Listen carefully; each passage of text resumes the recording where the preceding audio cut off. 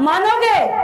अगर बता देंगे तो नहीं मानोगे ना, ये सही है। मैं आपको बताना चाहती हूँ, आपके बगल में हरदोई जिला जानते हो? हरदोई जिला के राजा थे हिरण्यकश्यप। हरदोई जिला के राजा थे हिरण्यकश्यप। वो कौन बिरादरी के थे? वो अनुसूचित जाति के थे, हमारे आपकी बिरादरी के थे, अनुसूचित जाति के थे हिरण्यकश्यप। और वो राजा हुआ करते थे। उनके राज्य में गरीब कमजोर गरीब था ही नहीं, सभी लोग बराबरी में रहा करते थे।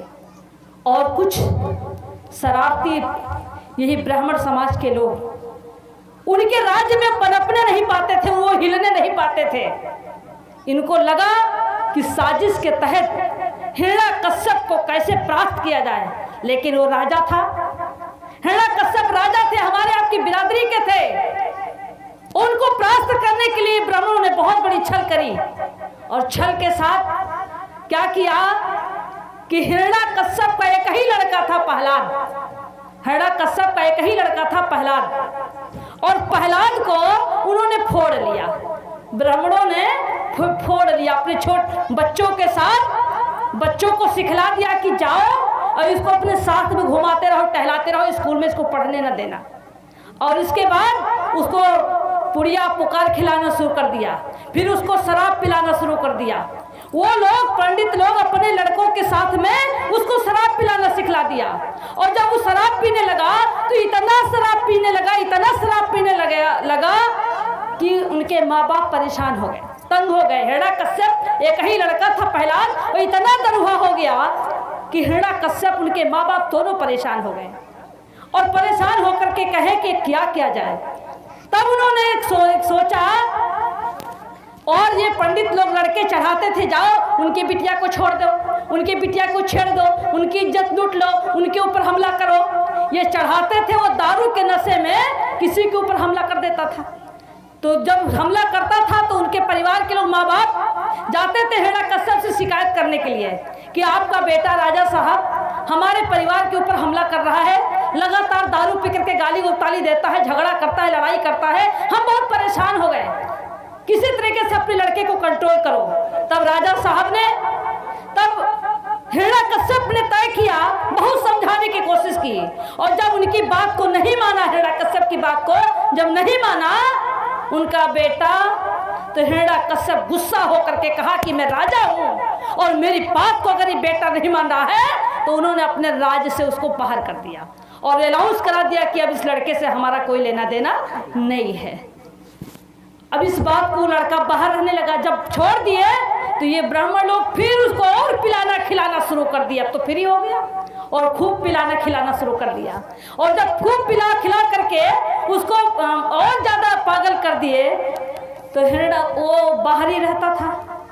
और उसी समय हिरण्यकश्यप की बहन होलिका नाम था, होलिका, हिरण्यकश्यप की बहन का नाम था होलिका। होलिका की शादी होने वाली, शादी तय हो गई। होलिका की शादी, हिरण्यकश्यप ने अपनी बहन की शादी तय कर दिया। शादी का दिन रखा गया। यह हुआ कि कल बारात आएगी, तो बारात आने के पहले होलिका ने अपने भाभी से कहा, हिरण्यकश्यप की पत्नी को, कि भाभी हमारे एक भतीजा है और छोटे से हम उसको बहुत प्यार करते थे, और कल हमारी शादी होगी भाभी, हम चले जाएंगे और दुनिया के लोग हमारी शादी में खाएंगे, दुनिया का पकवान बन रहा है, लोग खाएंगे, हमारा भतीजा बिना खाए रहेगा। तो भाभी ऐसा करो कि खाना बना करके और बांध दो भैया के चुप्पे, हम जाइब अपने भतीजे प्रहलाद को खाना, जहाँ होगा वहाँ पूछ करके दे आएंगे। तो माँ का भी ममता, और बुआ वास्तव में प्यार करती है भतीजे को, प्यार होता ही है, तो माँ की ममता, माँ ने कहा सही है ले जाओ। माँ ने खाना बनाया और हिरण्यकश्यप की पत्नी ने खाना बना करके और होलिका को दिया, और होलिका बड़ी प्यार से गई भैया के हिरण्यकश्यप की चोरी से गई और खाना देने के लिए। जब खाना देने के लिए गई तो वहाँ पूछने लगी, क्या कोई मिलता था, पूछती थी कि क्या प्रहलाद को कहीं देखा है, कहीं प्रहलाद को देखा है। तो वही ब्राह्मण फिर आगे मिल गए। उन्होंने कहा हाँ देखा है, वो गांव में है, वो वहाँ आगे चले जाओ, ये रोड रास्ता वो गांव में पड़ा हुआ है, दारू पी करके पड़ा हुआ है। तो उनकी बहन होलिका वो भाई के पास फिर जाती है, और जब वहाँ जाती है तो पता चला कि वहाँ नहीं है। तो फिर वहाँ ब्राह्मण लोग कहते हैं यहाँ नहीं, वो खेते में पड़ा है, वो खेते में पड़ा है। तो वो खेते में चले जाते हैं। जब होलिका वहाँ जाती है तो वहाँ घेर करके ब्राह्मणों ने उनकी इज्जत लूट लिया, उनकी इज्जत लूट लिया। जब इज्जत लूट लिया उनकी, और वो खून से लथपथ थी, तो इन लोगों ने फिर सोचा कि इज्जत भी लूटा, खून से लथपथ है। ऐसी स्थिति में जब राजा को पता चलेगा तो राजा तो हमको मरवा देगा। तो उसने कहा कि रात भर उसके साथ इज्जत के साथ खिलवाड़ हुआ, और सुबह भोर में 4 बजे खेत, गांव के किनारे खेत में उसको लकड़ी कंडा ला करके उसको फूंक दिया, होलिका को फूंक दिया। होलिका जल के राख हो गई, मर गई।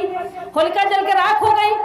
और सुबह जब हुआ तो होलिका की बारात आनी थी, और होलिका घर में है नहीं। हिरण्यकश्यप राजा की पत्नी भी परेशान हुई, कहें कि अरे रात के गई थी खाना देने, काफी देर पहले दिन ही में गई थी, रात भर बीत गया, अभी तक नहीं आई, बारात आने वाली है। हिरण्यकश्यप जाके हिरण्यकश्यप से बताती है अपने पति को कि होलिका गई थी खाना देने अपने भतीजे को प्रहलाद को, पता नहीं कहाँ रह गई। तो वो कहते हैं कहाँ है? उन्हें कहा कुछ पता नहीं चल रहा है। तब राजा साहब ने अपने खुफिया एजेंसी को भेजा, और खुफिया एजेंसी को भेजा पता करने के लिए। तो बहुत ढूंढे, नहीं पाए, वो तो जल के राख हो गई। तो जो शरारती लोग थे, कुछ लोग जो गांव के लोग थे, जो देखा था चुप्पे चुप्पे से खेल जो प्रहलाद के साथ होता था, तो राजा के खुफिया से उन लोगों ने बताया, और जब बताया तो उन लोगों को पकड़ा गया। उन लोगों को पकड़ लिए जिन लोगों ने मारा था होलिका को, इज्जत को लूटा था, मारा था, उन लोगों को पकड़ लिया। और पकड़ने के बाद उसने पूछा कैसे घटना क्या हुई। तो उन लोगों ने बताया कि ऐसे ऐसे प्रहलाद को खाना देने गई थी, और हम बहका के ले गए, उनके साथ इज्जत के साथ खिलवाड़ किया, और फला खेत में गांव के किनारे उसको मैंने कंडा लकड़ी से फूंक दिया। तब राजा को आक्रोश आया, और राजा को जब आक्रोश आया तो राजा ने उन 5 लोगों को अपनी तलवार की नोक से तलवार की नोक से उसको चीर दिया, माथ पर चीर दिया, और चीर करके गधा पे बैठा करके मुंह पे काली पोत करके, और गांव में पूरा गांव घुमाया, और सारे लोग कहे अबीर है, अबीर है। ये धोखा से हमारी बहन बेटी को मार डाला, इसने इज्जत को लूट लिया, इसको धोखे से मार दिया। तब से अबीर लोग लगाते माथे में ना, अबीर के मतलब क्या? अबीर मतलब ये में वीरता नहीं है, ये धोखे से, पीछे से धोखा किया, धोखे से मार दिया। तब से लोग उसको अबीर लगाते हैं, तब उसका नाम पड़ा अबीर। और तभी से लोगों ने कीचड़ से, मिट्टी से, जिधर वो जाता था लड़के खूब मारते थे, कीचड़ फेंकते थे। इसके बाद इधर हिरण्यकश्यप की पत्नी और उनकी माँ, उनकी बहन, गांव के पड़ोसी, सुबह भोर जब पता चलता है तो महिलाएं सब जाती हैं धूर का बुतावे खत्ती, होलिका माता बहनी हमार होली खेलन आई हो। महिला गाती है ना, बुझाती है पानी लेकर के, और गाती है कि होली माता बहनी हमार, हम होली खेलन आए हो। नहीं, वो गाती नहीं, वो रोती हैं, वो राखी को टोती हैं, ढूंढती हैं कि कहाँ इसमें हड्डी बची है कि नहीं, और कह करके रोती, होली बहनी तू कहाँ चली आई, कहाँ आएगी, धोखे से तुमको मार दिए। और मरने के बाद समाज के लोग भी इकट्ठा होते हैं, और इकट्ठा होकर के कहते हैं कि हमारे समाज के साथ इतना अत्याचार। तुम समाज को इकट्ठा करके और समाज को सही रास्ते पर, वो कहते हैं यह अत्याचार करने वाले हैं, इसका हमें विरोध करना है। और उन्होंने विरोध करने के लिए समाज के लोग इकट्ठा, हर मोहल्ले में, हर गांव में इकट्ठा होकर के उसका विरोध करते हैं। और विरोध करने के बाद इन ब्राह्मणवादी व्यवस्था के लोगों ने होलिका त्योहार बना दिया, और त्योहार बना करके हमारे लोग बड़े शौक से होली खेलते हैं। हमारे लोग गुजिया खाते, हमारी माँ बहन की हत्या हो, हमारी माँ बहन की इज्जत लूटी गई हो, हमारे बहन के साथ शोषण हुआ हो, और इधर लोग खुशी में गुजिया रंग खेलते, त्योहार मनाते हैं। तुम्हारी हार, त्योहार के मतलब तुम्हारी हार, ये त्योहार हमारे लिए नहीं है। इसलिए भाइयों बहनों, हमको ये होली का त्योहार नहीं मनाना चाहिए। लेकिन हमारे लोग मानेंगे नहीं, हम कितना भी प्रयास करेंगे हमारी बात को मानेंगे नहीं। मैं आप लोगों से इसलिए कहती हूँ अपना इतिहास जानो, अपना इतिहास पढ़ो। इतिहास तो बहुत है, जितने त्योहार बनाए गए हैं, ये त्योहार हमारे महापुरुषों की हत्या हुई है। हमारे जिन लोगों ने संघर्ष किया, संत गुरु रविदास की हत्या हुई है कि नहीं हत्या हुई है? संत गुरु रविदास की हत्या हुई है ना, लोगों को पता ही नहीं है। आप उनके खानदान के हो, उनके परिवार के हो, बिरादरी के हो, नाज है, नहीं जानते हो। संत गुरु रविदास की करते हो। संत गुरु रविदास अपने समाज को जगाने का काम कर रहे थे और उस समय धोखे से सत्संग हुआ। उस सत्संग में संत गुरु रविदास जीत गए। जीत करके वापस लौट के आ रहे थे, रास्ते में भोर में इन्हीं व्यवस्था, ब्राह्मणवादी व्यवस्था के लोगों ने संत गुरु रविदास की हत्या कर दिया और हत्या करके गांव के किनारे फेंक दिया। और फेंकने के बाद जब पता चला, गांव की सुबह हुआ, पता चला तो हुआ कि रविदास गुरु की हत्या हो गई। किसने किया? तो फला लोगों ने किया। उनका भी अपमानित हुआ और इसके बाद वही लोगों ने त्योहार बना दिया। कौन त्योहार? ढिठवन के त्योहार। इस्सर आवे दलिदर जाए, इस्सर आवे दलिदर जाए। जो भोर में हमारी माँ बहनें गन्ना से और लहड़ा के डंडा से जो रोज सवेरे सूप बजाती है ना भोर में, वो उसी समय हुआ था। लोग दशहरा मनाते हैं। दशहरा 10 को हराया और 10 राजाओं को हराया, 10 लोगों को मार डाले थे और 10 को मार करके राजा बन गया। उसको लोग दशहरा मनाते हैं। क्या पिता तुम बुजुर्गों, भाइयों, आपने इतिहास को जानो, अपने अधिकार की लड़ाई लड़ो। हमारे महापुरुष बाबा साहब हैं। बाबा साहब डॉक्टर भीमराव अंबेडकर जी न होते तो कोरी चमार पासी सांसद विधायक होते? कहीं मिलते? नहीं मिलते।